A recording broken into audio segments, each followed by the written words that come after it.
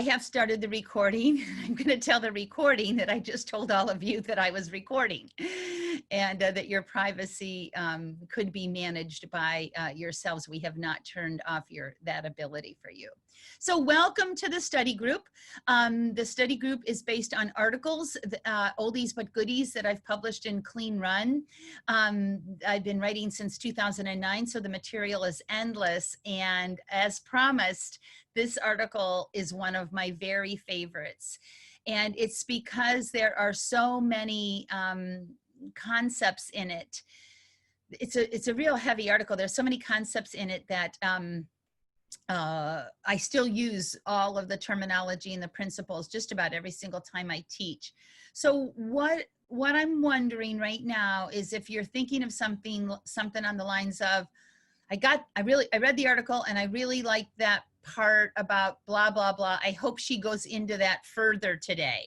You could type that in the chat now. Or you might be thinking, I had no idea. It sort of seemed like she was saying this in one part of the article, and then another part of the article, it sort of seemed like she meant that. So there seemed to be this little conflict. You can go ahead and type that into the, or you can unmute yourself and just ask me. So if there was something about it that you'd like me to spend a little extra time, why don't we just take a minute now so that I know that before I start pontificating. Sandy, I have a question. Okay. So at the very end of your article, under the a couple more things, the third of the a couple more things. Yeah. So it says you're talking about when you sweep some mistakes under the carpet, and then you have the sentence about halfway through that says, confusing dogs with low drive by sweeping clean cues under the carpet can make it all worse. I was slightly confused about talking about sweeping mistakes under the carpet versus sweeping clean cues. Let me look at that. Hold on just a second. I want to screen share and get to it with you. And I'll mute myself now. Hold on. No, don't yet. Okay. Don't yet. So when building drive in your big when building drive is your big enchilada issue, you may go through a period of time where you sweep some misunderstandings on the carpet in order to focus on momentum and speed. This is the one we're talking about, right? Yes, and it was more that sentence then after that. Okay, this choice can be a very slippery slope. While I find it necessary in some cases, I caution you to be very careful. Confusing dogs with low drive by sweeping clean cues under the carpet can make it all worse.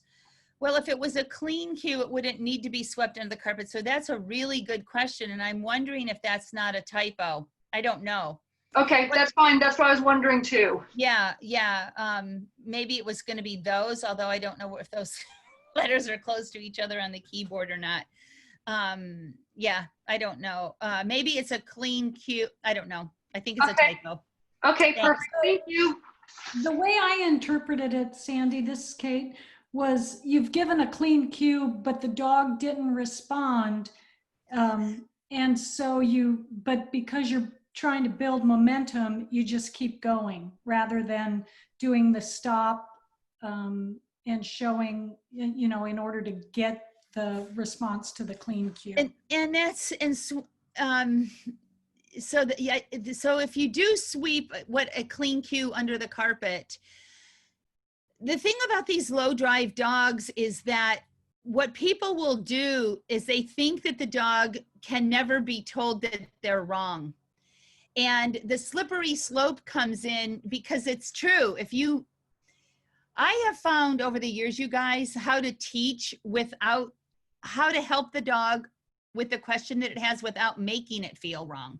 You can be a certain way and keep your dog in a certain frame of mind as you're training, so that you're not hurting their little feelings in any way, shape, or form. So, but what happens is when people are training and the dog misses it, runs around the jump or something, and they say, oh, I can never fix anything, because they confuse that dog a lot. And especially if they're cheerleading, because they're telling the dog, I understand the purpose. The purpose is to keep the dog happy, but the end of the day, at some point, we have to help the dog understand what the behavior is. And it can get very confusing and even make those dogs have lower drive if they're not, while training is happening, also being fed, I need you to go over the jump instead of around the jump. So it's with those dogs, I'm always, that's their big enchilada issue. So I can never ignore their big enchilada issue. And we'll talk a little bit about the big enchilada issue. So I hope that helps. That's a little, I can't remember if that's a typo. And Kate, what you said is true. It would be. When your primary focus shifts to building drive over accuracy, stick with easy, well-trained behaviors to avoid undermining accuracy. And that's what I'm really talking about, is undermining accuracy. Meaning you let the dog usually it happens when the dog is being overfaced. He's being asked to do things that aren't in his bandwidth. Okay, so we started at the end. No harm done. Let me Sandy, minimize. Sandy, Yes. I have a question. Sure. That same page you're on, page 45, the paragraph next to it on reward. I have a question when you talked about the dog coming across you. Is that what you do want that, or you don't want that? You don't want that. Okay, good. Thank goodness. So, thank you. Yeah. So, so when the dog, so when you're what I'm saying is that placement of reward matters, Karen. I'm not sloppy with placement of reward ever. So a lot of times all we're thinking about is getting the cookie into the dog's mouth for what it did a minute ago. But every time we're rewarding, that placement of the reward is also teaching the next lesson. So I don't want my next, it's like, yay, you did that great, come and get your cookie. And then the dog is cutting across the front of me. So thank you for clarifying that. Thank you. That makes sense. Thank you. Yeah. Good question. Anybody else? That's what we're getting right now is the perfect thing. I read this and this didn't seem quite right. Anybody else? Sandy? Yes? Okay, I have a question, but you might want me to hold it because it basically pertains to me and my dog, who's a herding breed, is Sheltie. And on page 44 about stopping. Can you when you stop to give yourself a chance to check out your body, whether you've given a clean cue? Yes. If I do that with my Sheltie, that's when she turns around, jumps on me, starts hurting me. Yeah. When I stop. So, that's a really bad thing for me. Well, the stopping is a quick thing. So you could be, are you often behind? Oh, more than not. So that, and it takes a little bit of practice, don't get me wrong, but you'll just be glancing down and you can be doing that simultaneously while you're calling her in. So you don't have to, they get squirrely like that when they get ignored. So if you're talking to her, hey girl, come here. And I've taught my dogs, if I put my hand down to my side and I'm holding a cookie, so my fingers look like this, and it's down to my leg. So when my dogs do a recall, like when I'm out hiking and stuff, they swing around so they're facing the same way. So if you teach her that, you call her to you, you put your cookie at your leg, and she's coming around to turn to line up with your leg. While that's happening, you can just glance down and check your feet. Okay. Yeah. Thank you. Yeah, do it. When the first few times you do it, you're not gonna like it, but it'll become second nature, and it's too helpful to avoid. Right. Okay. Thanks. Anybody else? Okay, somebody has their radio on. Oh, somebody was paying attention. So now I'm going to go through the article. If you've got questions, go ahead and write them down. You can also type them into the chat. And then Anne Marie is brilliant and knows when to interrupt me, or if, you know, so you can type in there something technical or, you know, and I've got my phone here too. So if it's something like we've lost you, she calls me. So I'm always asking my students, so what are the 4 easy steps? And it's easy to remember because 2 of the 4 are reward. So I dubbed it, unfortunately, scene of the crime for number 1. And it really, if I wrote this article again, I would say when the dog has a question. So as soon as your dog has a question, and we're talking about sweeping under the carpet, and I see this, you guys, the best trainers on planet Earth, a lot of them will still, when they're in a sequence, actually think that their priority is to get through the sequence. The object of the game is to see if your dog has any questions about the language that you're using. So you're talking to your dog in this language that you've taught him. So it's just exactly like speaking to someone in French or German or whatever. If they didn't understand the last thing that you just said, it might have been important. So, so when you, and I use this we pull entry because this happens in my classes all the time. There'll be some, you know, really everybody gets what the tricky bit of the sequence is, right? So everybody can't wait to get to the tricky bit to see if they can pull it off or not. And on the way to the tricky bit is your dog's either flavor of the week or big enchilada issue happens. And I don't know, to me, because all of dog training is creating language and communication, when my dog does what I don't want, he goes wide, he knocks a bar, or he barks and spins, he doesn't know where to look, he's confused about whether I'm asking for handler focus or obstacle focus. The minute he asks that question, just like if you were to having a conversation with somebody that you wanted to have a mutual understanding with, you wouldn't just keep going. You would clear it up and then you would keep going. So that's what I'm talking about. And then the big enchilada issue, I hope you know what your dog's is.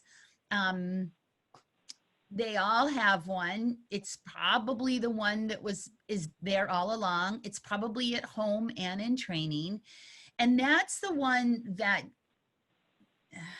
gets worse all by itself. You don't really have to help it get worse. It's something that it's like trimming your hair or something. It has to be maintained. And for me, my goal is when I'm training, it's like, oh, let me have a chance to help with this big enchilada issue. Because the more I can help them, the easier it gets for them to deal with it. So if you're sweeping your big enchilada issues under the carpet, poof, you know, you're just going to have them forever. And a lot of them are breed specific things. And so again, I just can't stress enough, this is not about, if somebody asks you a question, like Gwen clarifying what I wrote about in that sentence, she's just clear, we're getting clear. And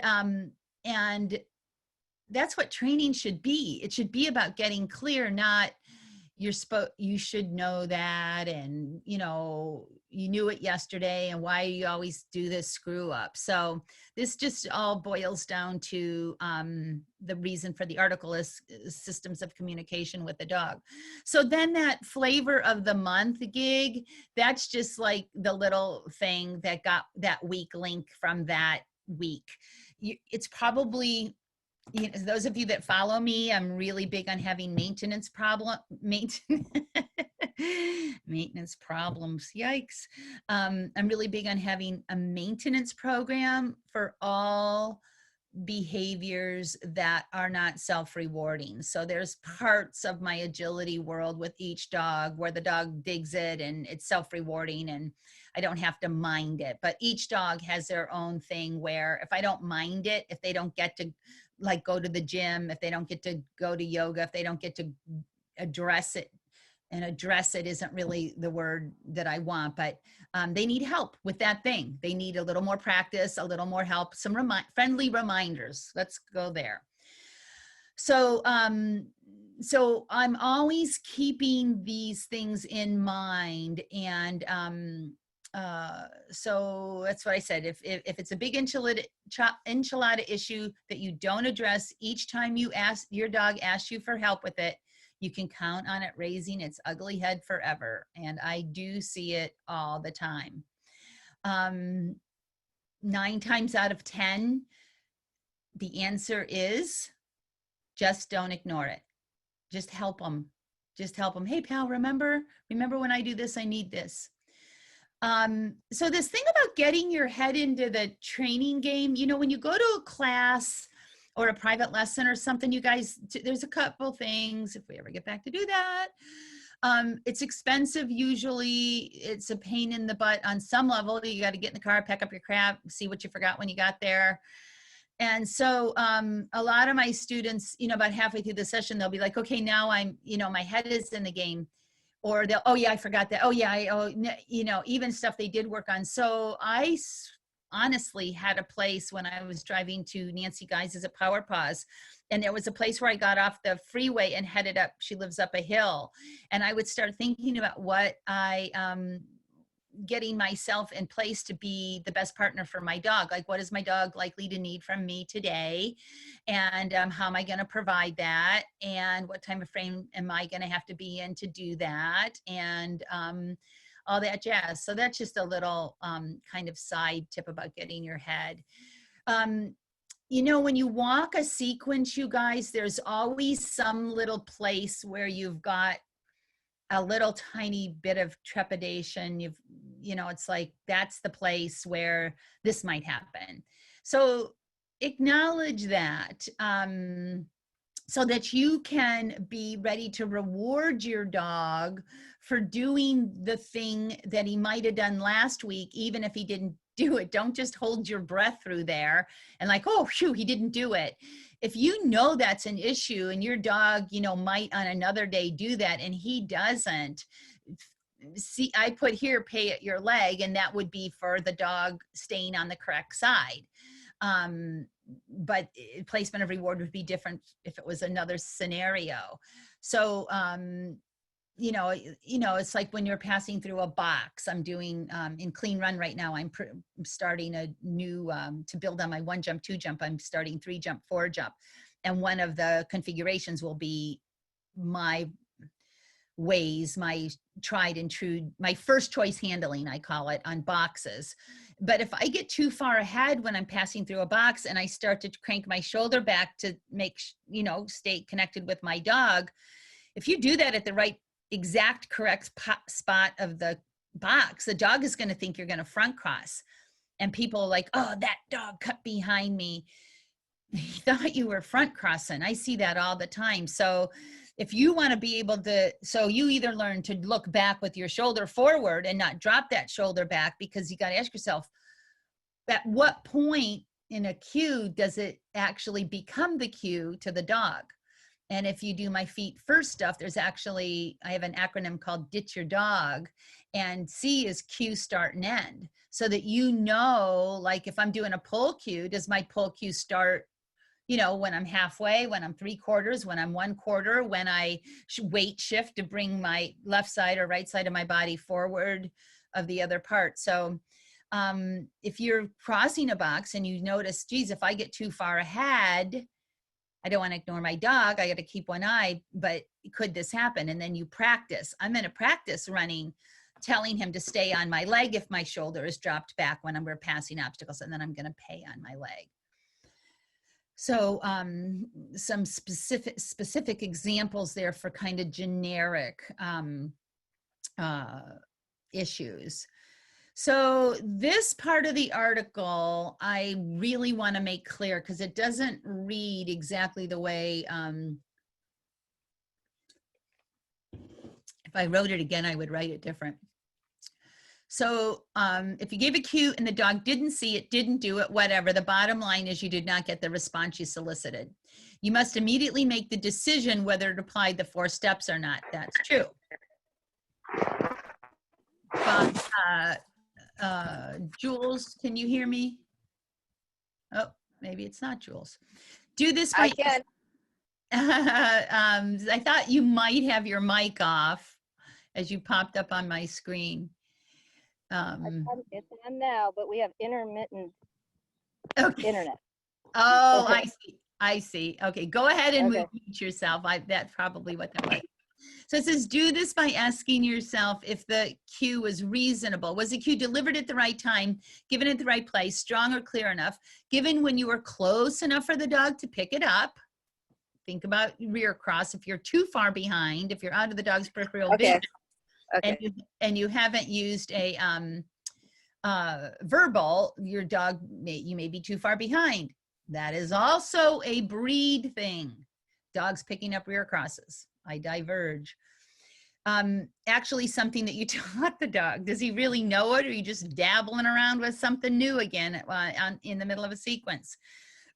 This to me sounds like I'm saying, was the cue perfect? And that's not what I meant. I want it to be, was the cue reasonable? And I type that, but it doesn't sound to me like these bullet points are saying exactly that. So thank you for coming so that I can clarify. You guys, I see handlers so many times make the decision to not help the dog with the question that the dog had because they've determined that their cue and their handling wasn't perfect enough. There's even something called screw up cookies. We talked about this a little bit in Feet First this weekend. The idea of screw up cookies, like just so many things in dog training were great. We get these somebody comes up with this really great idea for the benefit of the dog or the cue or the handler or the judge. And then it just goes too far. So somewhere along the line, somebody said, if you really screw up bad and your dog is frustrated and you're not doing all of the things that you could be doing to circumvent that frustration, or you're handling so badly and the dog doesn't have a lot of drive and you're struggling with doing all of the things that you need to do to keep that dog's brain engaged, and you weren't perfect, that you should be throwing copious amounts of food at the dog in that scenario. And it just turned into that. So now what we've got is, I told this little story on Saturday, forgive me if you were there, I was competing in Spain at Worlds, and somebody came up to me, another competitor, and said, why do Americans have so many refusals? What are you guys doing over there? And I thought we do. I didn't know we had more refusals than the rest of the world, but it sure woke me up, and I sure started looking. And then I noticed that that I often, and many people, that when they made a little tiny error, the cue wasn't perfect, like a turn cue is the classic on takeoff side of the jump, and it pulled the dog off, that'd be like, oh, and I used to actually teach this. I'd say, oh, but he followed your cue. It doesn't matter that he took the jump. He picked up the cue, and that's what we're trying to get him to do. I believe that's how you train a refusal. You teach the dog, and we may have talked about this in the last couple of weeks, but this when in doubt, take the jump. So screw up cookies say, when in doubt, focus on me, don't take the jump or the obstacle. So this whole business of the handler has to be perfect, or the dog is actually rewarded for not doing the thing. I mean, we got to take all the jumps in agility. That's what it is. So be careful about this. Is the cue reasonable? I think of all of this stuff in the article, this would be the thing. Like I said to somebody the other day, they headed towards something, and the dog didn't do it. And they're like, oh, shucks, let's start over. And I'm like, no, help, finish it up, get them, and they said, well, I was out of position. And it's like, but was the cue reasonable? No, I was out of position. It wasn't reasonable. But were you moving toward it? Yeah. Was the lane a lane that you would ever be in on another course? Yeah. Well, that's reasonable enough. If you're moving towards something and you're paralleling a path or converging, heading directly toward an obstacle, and the dog has a question, the question is, when you're moving toward that thing, should I assume that that's enough of a cue for me to take it?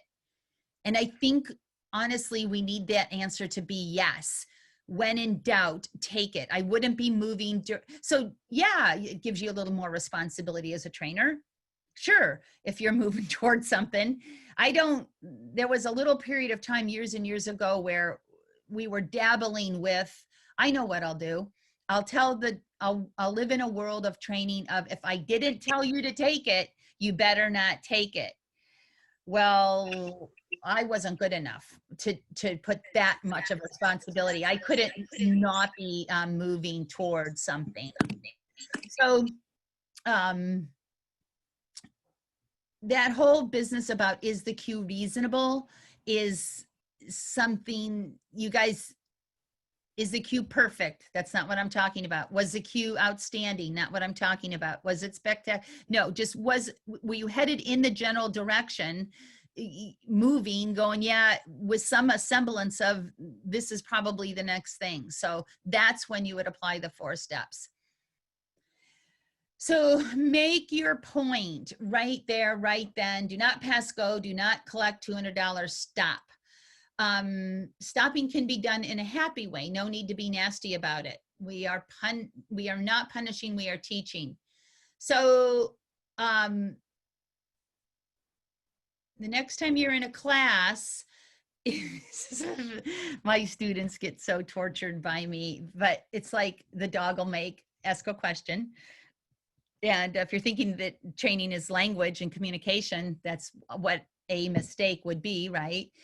And the handler will do the 4 steps because I'm forcing them to, and they don't look thrilled. They don't look pleased. Their faces look funny. They look unhappy. And I'm like, you don't look happy. Welly, you know, and it's like, that's not fair. That's your student. It's like, oh, I'm sorry, you had a question. Let's go back. Sure, no problem. And really, you guys, that's the approach that's needed. Because if you're going to really stop and help your dog every time he has a question, if you do it wrong, yeah, all of those things that you're worried about stopping. Well, if I stop this, well, if I stop, he's not going to like it. Well, why? If you say, hey, pal, you know, come on, let me show you what I meant. Your dog should not resent you teaching him. I beg of you, now, forward momentum is rewarding, and we talk about it later, and that's why I went there later. And there's no shoe that fits every scenario. So this is, in general, your average balanced mentally dog. And there's lots and lots of dogs that the handlers can do that. I don't let anybody throw their head back. There's no throwing of the head back. The exhale, the head throw back. We don't do it. So there's some dogs that are just like, whatever, give me another jump in a tunnel. I could, you know, give a rat's ass about you and your head. So it's different. So this is, you know, you're teaching lots of people with lots of different dogs, and understanding your dog. Understanding how you stop, when you can stop. Could every single handler stop as much as they wanted with every single dog if they did it the way I'm saying? No. The answer is no. All of those questions are no. Because if you're having to stop that much, likely the course is too hard. If your dog is having that many questions, that amount of stopping is going to spoil the soup. Is that what we spoil? Is it soup? Whatever. Then you're either throwing too many cues that he doesn't know at him, the sequence is too hard, something. I hope you get my drift. So that's how to determine if it's a reasonable cue, and then how to actually stop. Just want to make sure. Oh, the 3 attempts before you change the cue. Let's talk about that for a second. How are we doing on time? Oh, goody, we're fine. Oh, and I'm going to talk for about 15 minutes and then open it up for questions. So this happens all the time. This is another trend in our sport. used to be in the olden days, we had Greg Darrett and Linda Mecklenburg, and Greg Darrett came to this side of the world and Linda Mecklenburg was on the other side of the world, and that was about it. You learned one or the other, and that's how it went. Now we've got all kinds of wonderful systems and brilliant people thinking of all kinds of ways to enhance cueings, and it's great. But what somebody decided was that it was a good idea to just pick and choose what works for you. And that's like saying that there's certain phrases in French that are easier than certain phrases in German, and you can just pick the phrases that are the easiest to pronounce and remember in the different languages, and then that could be your own personal system of communication that you could then use however you want with your spouse or your boss or your employee or your child. So if you think about it like that, you're probably mixing and matching probably isn't going to be as appealing. So that said, the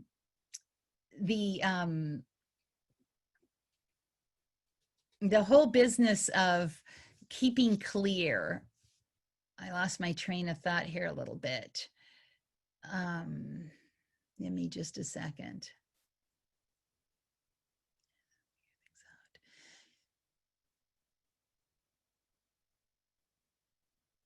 Oh, the 3 or 4 times.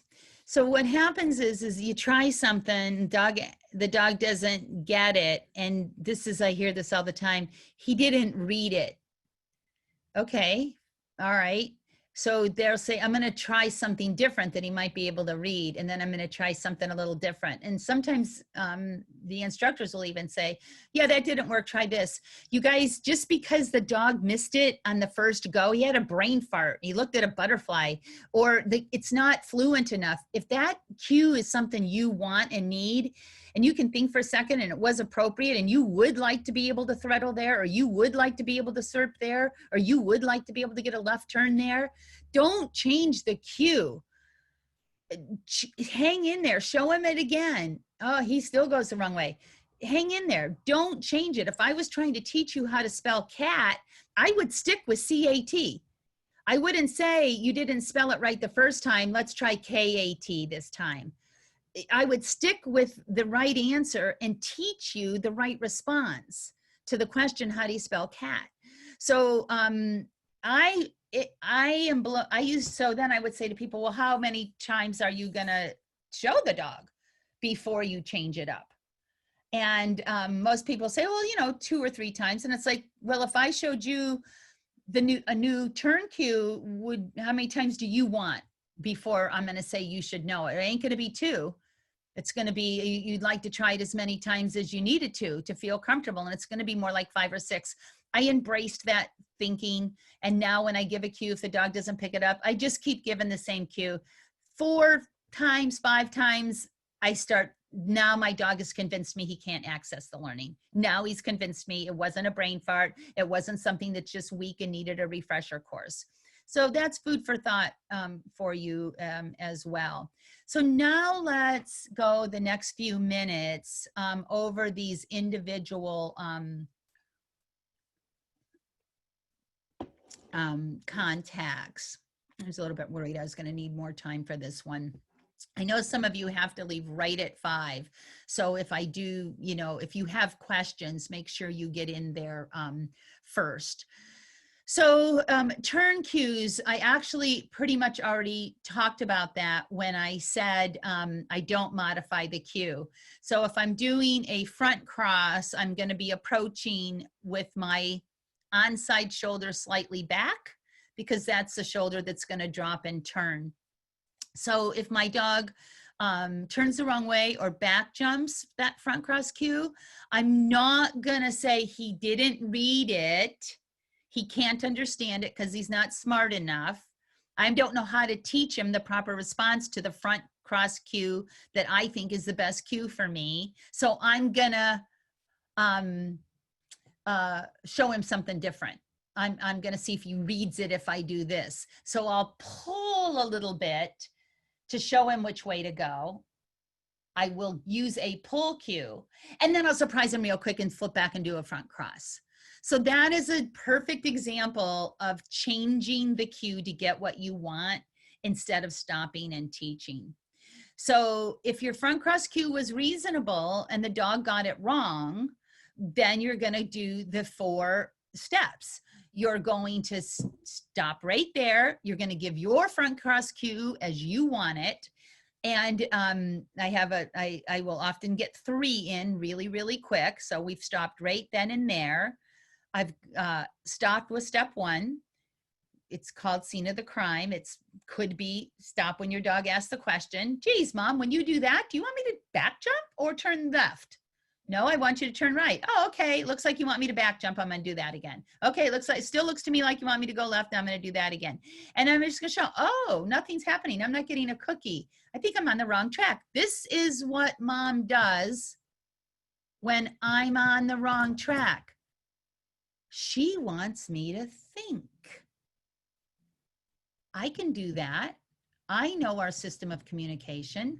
And then you're not going to change your cue. You're going to get what you want and you're going to reward. Now, you don't know exactly why it went wrong in the first place. A lot of times in sequence and coursework, it has something to do with momentum. Too much in real estate, too much or too little. So you need to go back, ask when the stop, reward there and then.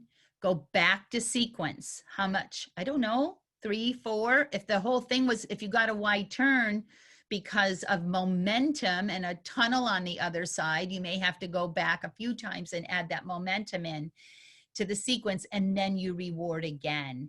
And if you're in the correct position for that reward, you can keep going. If you're not in the correct position to make the next execution, the next destination for the next part of the course that you have to get to. So say the next thing is a front cross and now you're stopped feeding the dog. You're going to have to go back to sequence in order to get in a proper position, because you, by virtue of rewarding in that place during the sequence fix, you're no longer in position for the next thing. Your dog runs around a jump, it's real important that you dive in and prevent the dog from finishing the arc. And I don't even care, you guys, if the dog ends up going over the wrong side of the jump. So the instant he goes around, I'm not going to keep going. So that's step 1. I'm going to get him back over. You guys, I don't care if they take it the wrong way, because I'm saying it's about that thing. Don't run around the things. I'm going to give them a cookie, return to sequence, reward that for taking it correctly. Stop, fix it, scene of the crime. When he asks a question, reward, back to sequence, reward. Contacts. Many of you know I have a contact program. It's still taking registration through Clean Run. So if you do not intend to have a physical cue to be part of your contact cue behavior, that should have said you should not want, intend, need to, you don't want a physical cue to be part of your contact behavior. If you have a physical cue, then your dog is going to have to look at you, and he's going to have to guess at when to look at you. And then he's going to look at you before he gets into position, and it's going to make him slow down.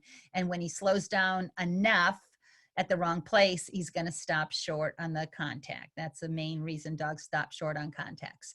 So when you're fixing, when you're helping, don't point, don't add a physical cue. Weave poles, dogs are often asked to hit entries in classes and trials that they were never trained to do. You guys, this is a hard concept.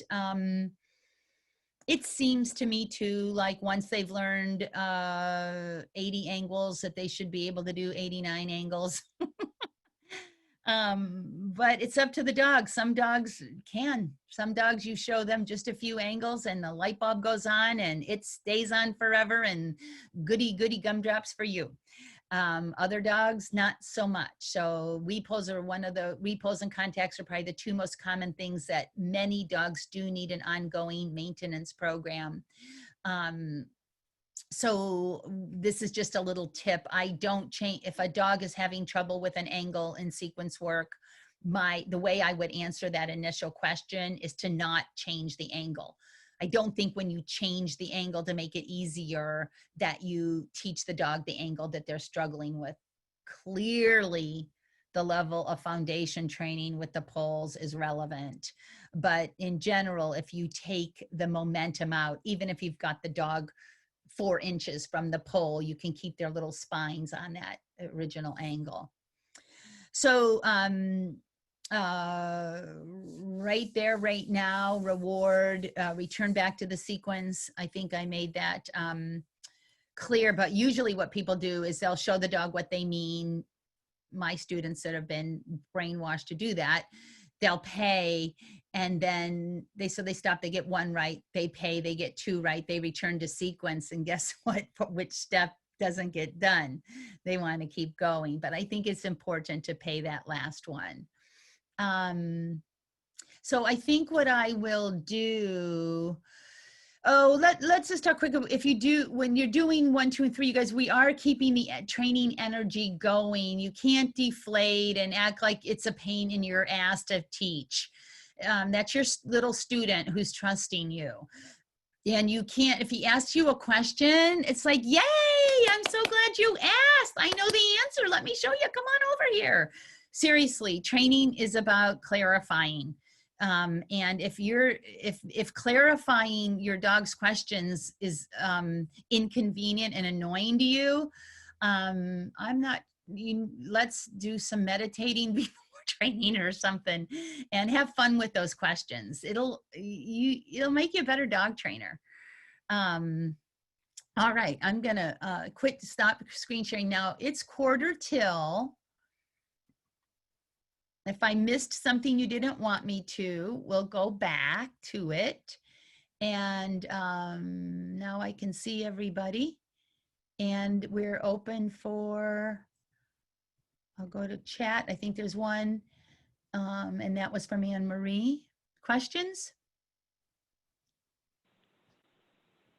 Sandy, I actually do have a question, and it has to do with when you put it back in sequence. So your dog messes up for whatever reason. You thought you gave him a reasonable chance to get it. He didn't get it, so you go and fix it, and you're now in sequencing. And it's the obstacle before. There you get the problem.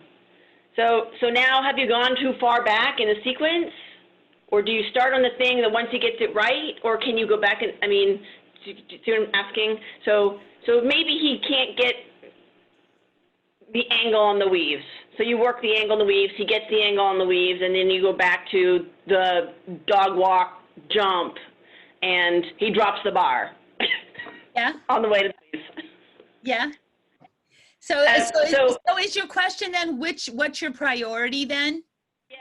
Yeah, because you were working so hard on weave pulls. Do I give up the bar? Because I kind of don't like giving up the bar kind of ever, but.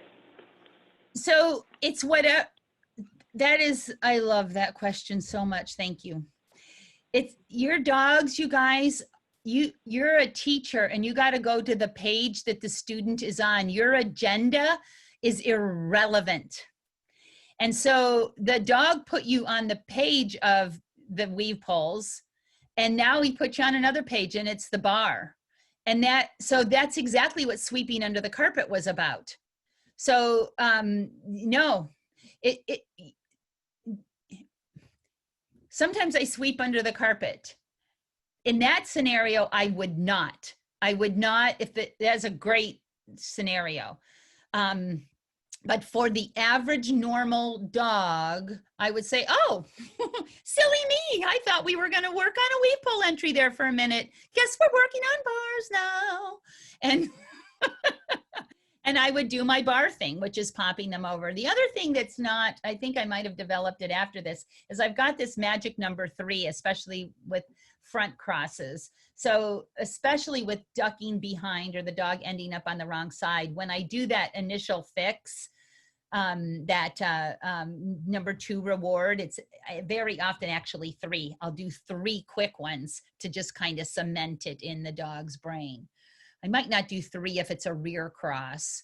But if it's right there, the front cross, especially now that so many of us are doing blind crosses and folks don't understand about being in the correct lane, that it's impossible to create a question for the dog, which lane to be in because of their position. Sorry if I lost you, forgive me.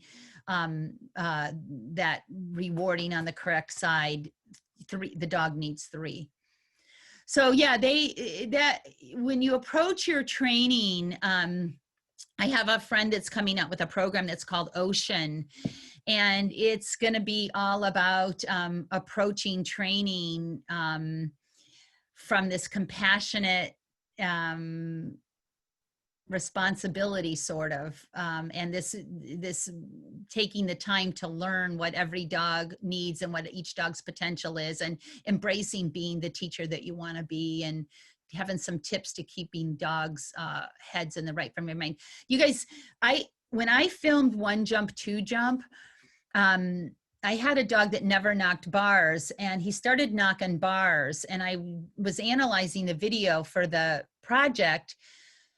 I really wanted to see what is causing this problem. And I fortunately was able to tell that 100% of the dropped bars were in the second half of the training session.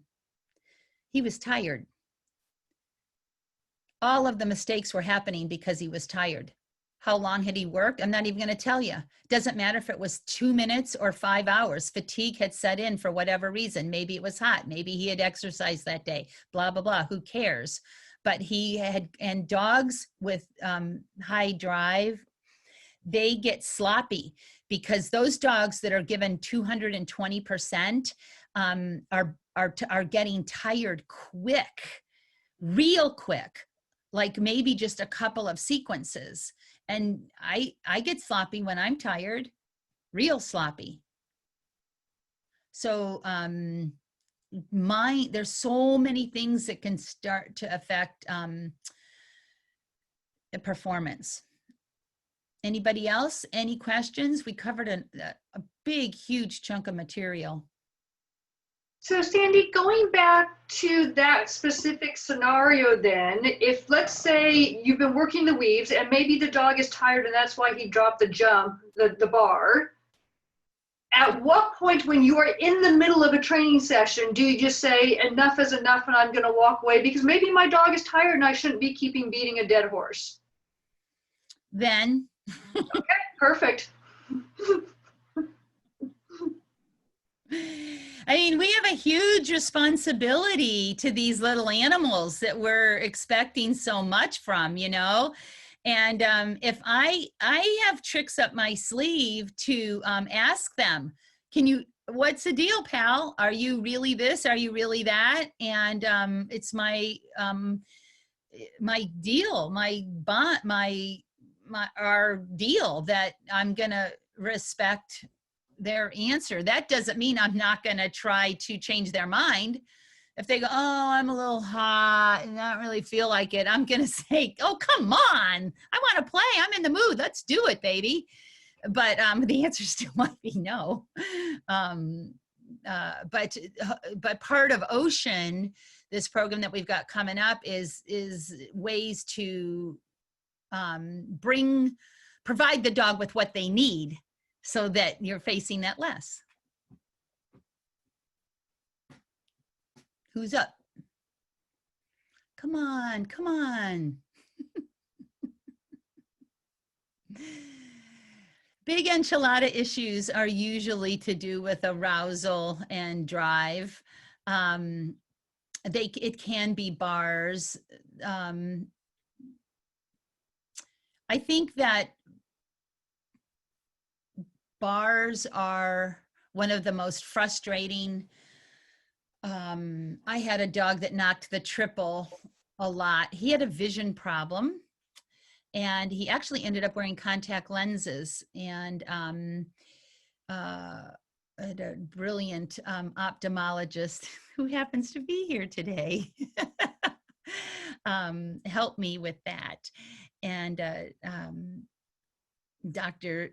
Cindy Cook is available for those of you that think that your dog's jumping issues might be eyesight, which is a common thing right now. But I think that there are so many other things that cause bars to come down. I think it's smart to rule out eyesight issues, but in my humble opinion, confidence and skill and pressure and fatigue and fitness. You guys, large percentage of dogs that come to train with me are not fit enough to keep up 20 bars on angles with bad timing on turn cues. And I think that we have to be really, really careful with how we communicate with those dogs when those bars are coming down. Talk about, is the cue reasonable? Holy moly. So if you've got a bar knocker, there are jumping programs, there are fitness experts, there are all types of angles to create a confident jumper. I don't know if you've ever got down dog eye level and looked at a jump shoot or looked at bars, but holy sweet bejeebies, it can be a very daunting thing. Or when the sun is funny, or they've got those, now we have the rings enclosed. I guess we have for years now, but we're asking a lot. Be patient when you're teaching. Anybody else? Big enchilada issues? 1, 2, 3, 4. The stopping a lot with, there are some dogs. I have a little dog, Jigsy, and he's really super, super sensitive. And when I stop, he does think that, what went wrong. So I have to be extra careful with him when I don't really stop. You guys, you can have your cake and eat it too. So with Jigs, so say Jigs runs around a jumper, he knocks the bar. I'm not going to just slam on the brakes and abandon him. And where he's going, did I not please you? I'm going to bring him around. So there's ways to be where you're not even letting the dog know anything happened. I can bring him around in a circle, take him to the jump where the bar is, show him, tease him, not what did you do? Pick it back up. Look, pal, we missed this one. Pop him over it and then carry on, go back to sequence and reward him. So it takes a lot more energy on my part. I mean, I do have to remember that one of my core systems of communication is, if we are carrying on, I'm happy and you're doing well and everything is more or less perfect if I continue on. So stopping does mean, let me show you. You've made a little mistake, let me show you how. We've got just a couple more minutes till the end of the hour, and it's okay because this article is so broad. Next week, I'm doing 4 choices, and it's positions on turn cues. It's which quadrant of the obstacle to be on for clarification. So it's a training article. So don't get confused that I'm doing, this is the 4 steps to accomplishing more when you train. 4 choices it's the 4 choices of the quadrant of the jump. So I hope you can all make that next week. Gwen, did you have another question? Okay. Well, this is Karen. I just wanted to comment. This was really helpful. And I didn't know what my big enchilada was until I listened to this. And it's, for me, Sky is a border collie and very high drive. And we do off courses. He rarely knocks the bar unless I've done something wrong and pulled him short. But what he does often is when something goes wrong, he just freezes. He'll just be like standing there like, well, what do you want? And he actually won't come to me. He's just like, he just stands there and waits. And I have to look at myself going, I know I did something wrong, because he's the student going, I don't understand what you want. So this was really helpful to underscore that. When he gets that freezing, I call that freezing when they get stuck like that. You know what? I've had, that can get really complex.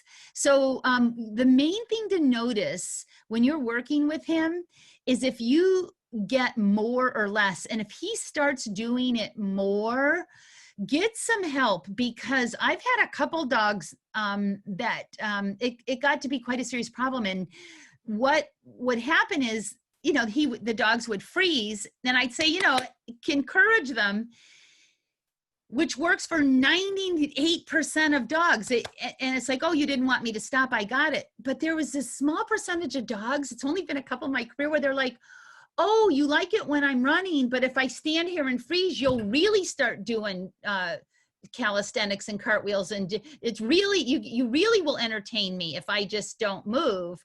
So be careful. I would encourage you to notice what happens before the freeze.